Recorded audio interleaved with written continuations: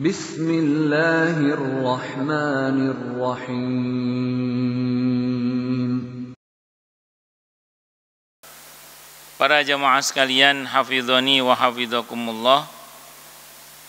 Masih melanjutkan kajian kita tentang kitab At-Tadhkirah karya Al-Imam Al-Qurtubi rahimahullah rahmatan wasi'atan wa rahimallahu ulama al-muslimin. Di pada bab Al-mu'minu yamutu bi'irqil jabin. Babun ay hadza babun. Al-mu'minu adapun seorang mukmin yamutu itu meninggal dunia bi'irqil jabin dengan adanya keringat di keningnya atau di dahinya. Jadi seorang mukmin itu meninggal dengan ada keringat di keningnya atau di dahinya.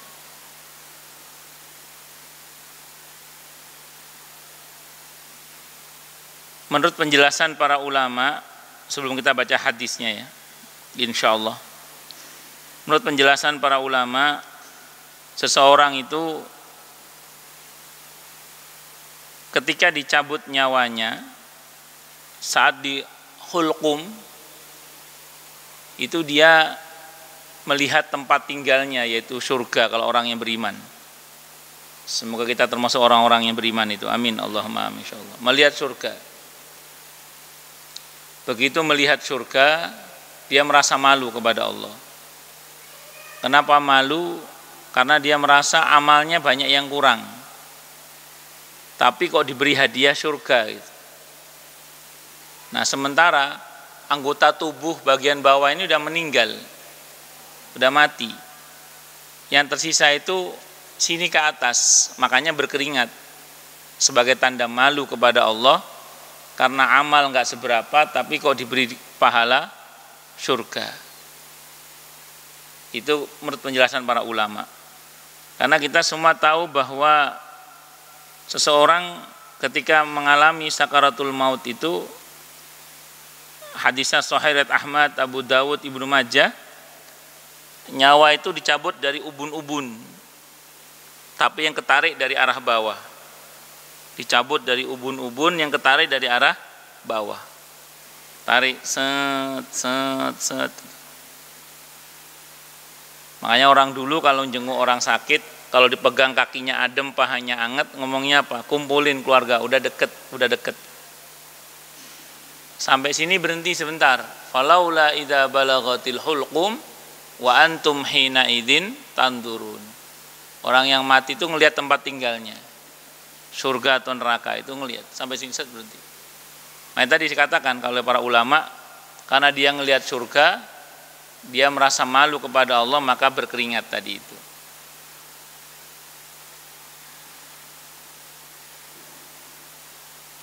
Ibnu Majah meriwayatkan sebuah hadis an Buraidah, dari Buraidah, anna nabiyya, sungguhnya nabi kita Muhammad sallallahu alaihi wasallam, qala, beliau bersabda, al mu'minu, seorang mukmin itu yamutu, ia mati bi'irqil jabin, dengan ada keringat di dahinya. Kharrajahu at-Tirmidzi, telah mengeluarkan hadis ini siapa? Imam at-Tirmidzi. Wa qala, dan beliau berkata, fihi, tentang hadis ini, adalah hadisun hasanun, hadis yang hasan. Sebenarnya tanda husnul khotimah itu banyak ya. Ini saya punya buku judulnya 18 tanda husnul khotimah. Kita akan coba itu bahas tentang 18 tanda husnul khotimah. Di antaranya ini tadi, berkeringat di dahinya. Di antara 18 tanda husnul khotimah itu, yang pertama adalah mengucap syahadat ketika hendak meninggal dunia, atau mengucap la ilaha illallah. Ini dirujuk kepada sebuah hadis yang berbunyi, maka na akhiru kalamihi la ilaha illallah dakhalal jannah. Siapa yang akhir ucapannya adalah la ilaha illallah, maka dia masuk surga. Ini hadisnya riwayat Al-Hakim dan selainnya dengan sanad yang hasan. dari sahabat Mu'adz ibn Jabal radhiyallahu an. Makanya ini saya ulang, ucapan syahadat itu harus muncul dari hati yang yakin. Illa ghafarallahu laha, kecuali Allah ampuni dia. Jadi kalau ada orang ketika meninggal dunia dia sanggup mengucap syahadat, tidak hanya dakhalal jannah, bahkan Allah ampuni dia. Ini hadis riwayat Ibnu Majah, Ahmad dan selain keduanya. Disahihkan oleh Ibnu Hibban, ya. Disahihkan oleh Ibnu Hibban. Terus kemudian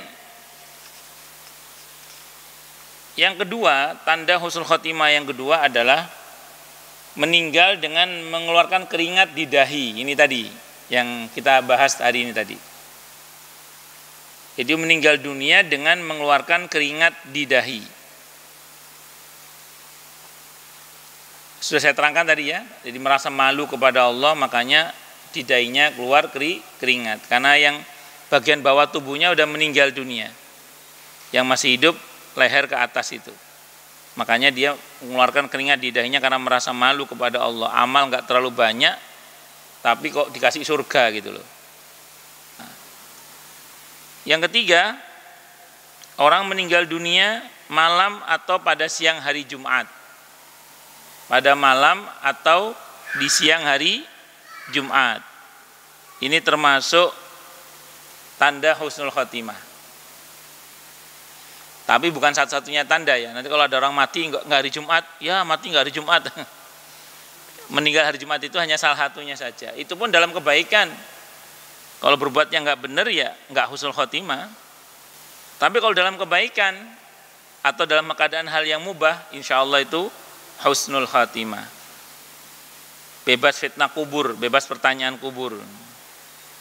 Hal ini berdasarkan sabda beliau Nabi kita Muhammad sallallahu alaihi wasallam.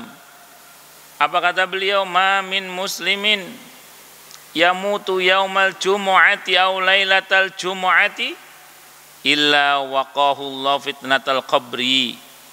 Tidaklah seorang muslim meninggal dunia pada hari Jumat atau pada malam Jumat kecuali Allah akan melindunginya dari fitnah kubur.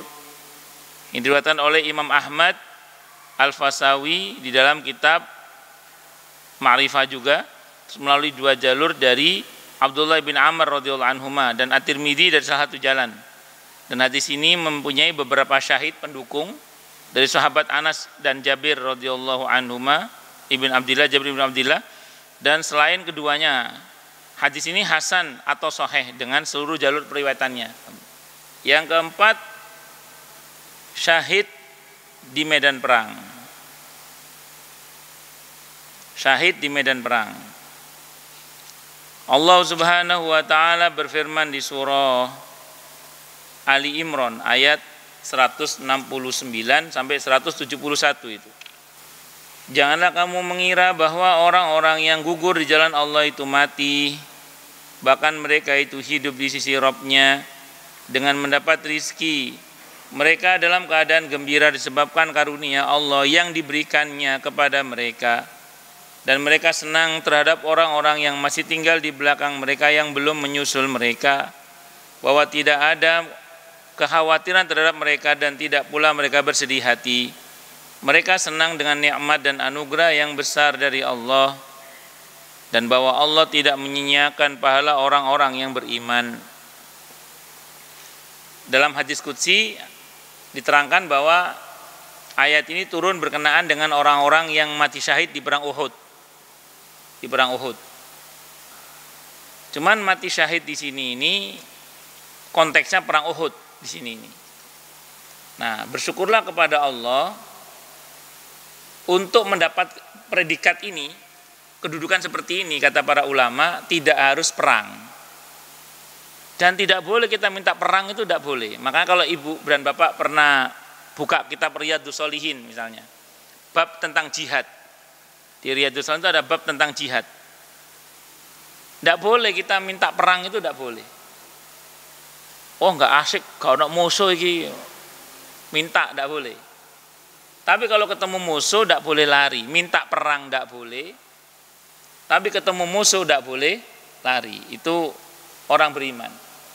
Bagaimana caranya? Kata para ulama, di antara kiatnya adalah minta kepada Allah mati syahid itu. Hadisnya Sahih Muslim. Hadisnya Sahih Muslim dan Al-Baihaqi juga dari Abu Hurairah radhiyallahu an. Nabi bersabda, "Man sa'ala syahadata bisidqin ballaghahu Allahu manazila syuhada'i wa in mata ala firashihi." Ini sabda Nabi dalam hadis Sahih Muslim. Man, siapapun sa'ala yang minta Allah kepada Allah asyhadata mati syahid, mintanya bisidqin dengan sungguh-sungguh, maka balaghahullah, Allah akan menyampaikannya kepada manazila syuhada, kedudukan orang-orang yang mati syahid. Wa in mata ala firashihi, sekalipun dia mati di atas ranjangnya. Hadisnya Sahih Muslim dan Al-Baihaqi dari Abu Hurairah radhiyallahu anhu.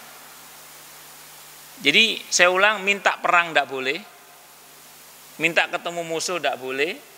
Kalau ketemu musuh nggak boleh lari. Di negeri yang alhamdulillah wa masya Allah damai ini, kita tetap bisa mendapat kedudukan orang yang mati syahid dengan cara bagaimana? Minta kepada Allah dengan sungguh-sungguh mati syahid itu. Nah, ada lagi kata para ulama, kalau ingin masuk dalam kategori orang yang mati syahid di jalan Allah seperti ini adalah matilah dalam perjuangan di jalan Allah Subhanahu wa taala. Makanya di 171 itu dinyatakan Allah tidak akan menyia-nyiakan orang-orang, pahala orang-orang yang beriman. Itu menunjukkan bahwa tidak harus perang juga untuk mendapatkan kedudukan di Al-Baqarah 169 sampai 171 itu.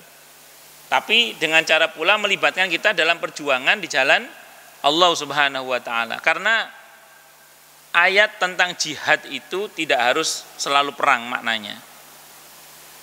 Saya ambil contoh surah Al-Ankabut. Al-Ankabut surah ke-29 ayatnya ayat 69 itu. Walladzina jahadu fina lanahdiyannahum subulana. Dan orang-orang yang mau berjihad, berjuang, bersungguh-sungguh untuk sampai kepada kami, sungguh kami akan antarkan dia ke jalan-jalan buat dia sampai kepada kami. Itu ayat turun di mana? Di Mekah itu, turunnya di Mekah. Di Mekah itu tidak ada syariat perang. Terus arti jihad di situ apa berarti? Berjuang, bukan perang artinya. Ya, itu menunjukkan bahwa berjuang itu nggak harus perang. Termasuk apa contohnya? Menjadi pengurus masjid, pengurus musola, penggiat dakwah, menjadi guru-guru ya Al-Quran misalnya, atau guru agama atau apalah yang pokoknya sifatnya menyebarkan kebaikan yang Allah ridhoi, li'ilai kalimatillah, untuk menegakkan kalimat Allah. Selanjutnya yang kelima, jadi nanti kalau berdoa sama Allah jangan cuma minta husnul khotimah, tapi minta mati syahid di jalan Allah. Dan tidak harus perang, tenang aja, insya Allah tetap mendapatkan kedudukan orang yang mati syahid di jalan Allah, insya Allah. Nggih. Dan itu jaminannya tadi di surah Ali Imran 169, mati langsung masuk surga.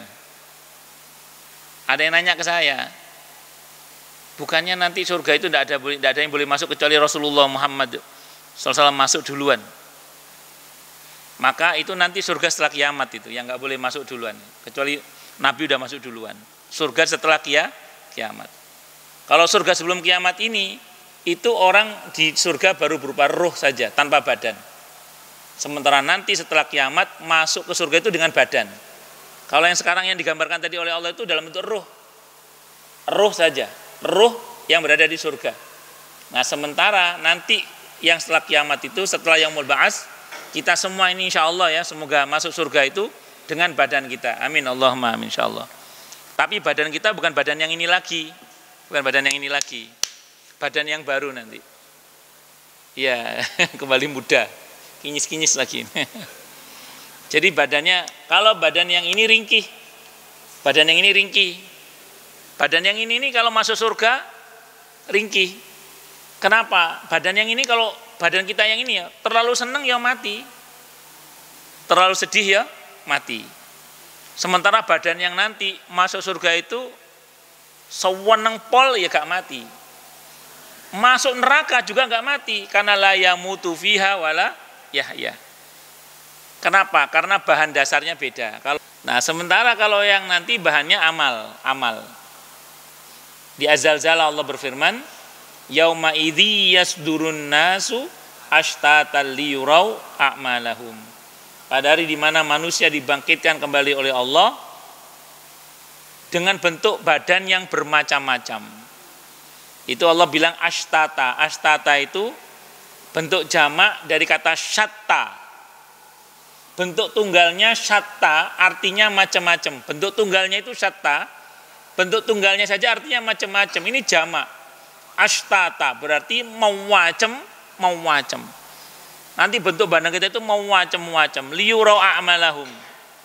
Agar diperlihatkan kepada mereka amal-amal mereka. Jadi nanti ada orang yang dibangkitkan bentuknya ada yang wujuhu yauma idzin naimah. Wajahnya sumringah, sumeh. Bukan siomeh, sumeh. Jadi senyum itu, bercahaya. Semoga kita termasuk yang itu, amin insyaallah. Tapi ada yang wujuhu yauma idzin khasyiah, lecek, kumel, tertunduk, malu ya ada. Yauma tabyaddu wujuh wa taswaddu wujuh. Ada yang wajahnya itu ya sumringah itu. Ada juga yang nanti kalau di hadis itu macam-macam, ada yang berwajah binatang sesuai dengan kelakuannya pokoknya. Tapi ada yang berwajah tampan, cuantik, pakai kof cantiknya. Bahkan ada yang cacat. Allah gambarkan di surah Toha. Surah ke-20 ayat 124, 125, 126. Disebutkan kata orang itu di mahsyar, dia bilang, lima hasyartani a'ma wa qad kuntu basira. Ya Allah, kenapa engkau giring hamba dalam keadaan buta? Padahal dulu hamba itu melek. Dulu di dunia melek, kalau sekarang apa? Buta. Kata Allah, kadzalika atatka ayatuna fanasitaha wa kadzalikal yauma tunsa.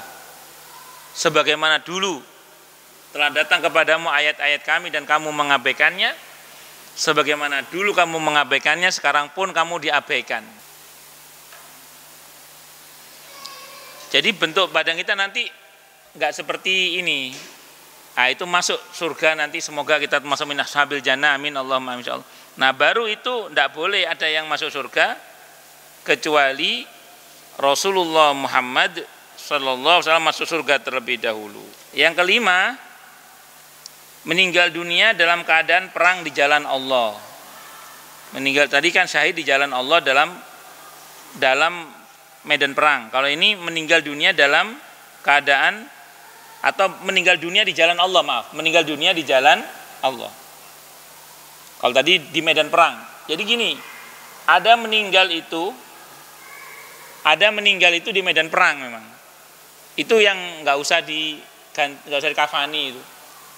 Maksudnya bajunya nggak usah dilepas, biarkan tetap seperti itu. Bahkan nggak dimandikan, tapi disolatkan. Jadi di kafaninya itu dalam keadaan masih bersimbah darah dengan pakaiannya yang itu. Itu yang mati di medan perang tadi itu. Kalau ini mati di jalan Allah.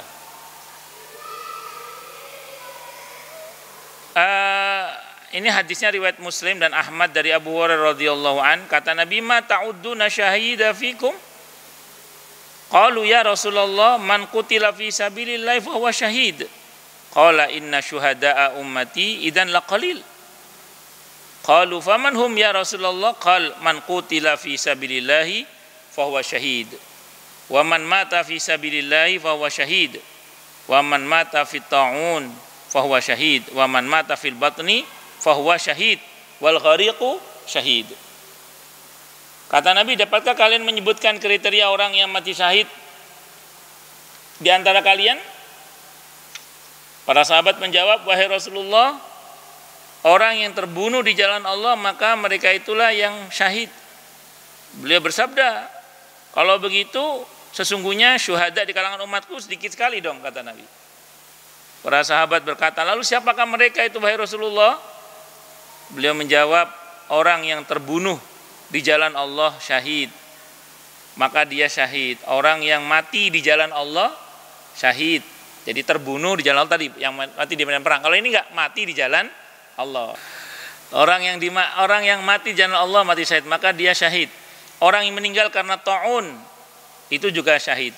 Ya kalau pandemi kemarin masuk dalam kategori ta'un, ya berarti ya mati syahid.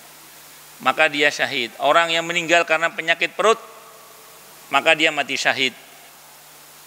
Barang siapa yang keluar di jalan Allah mencari ilmu, termasuk menuju ke masjid, termasuk dalam perjalanan yang Allah ridhoi, pokoknya di jalan Allah. Kalau jenengan termasuk orang yang keluarnya di jalan Allah, kemudian dia mati atau terbunuh, maka ia adalah orang yang mati syahid.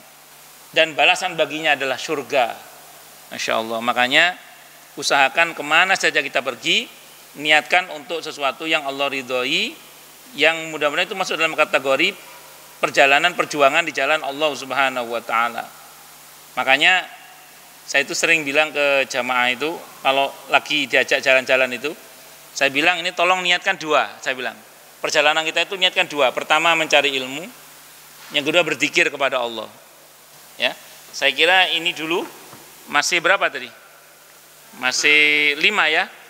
Ya, masih 5. Berarti nanti yang 13 lagi. 13 lagi. Masih.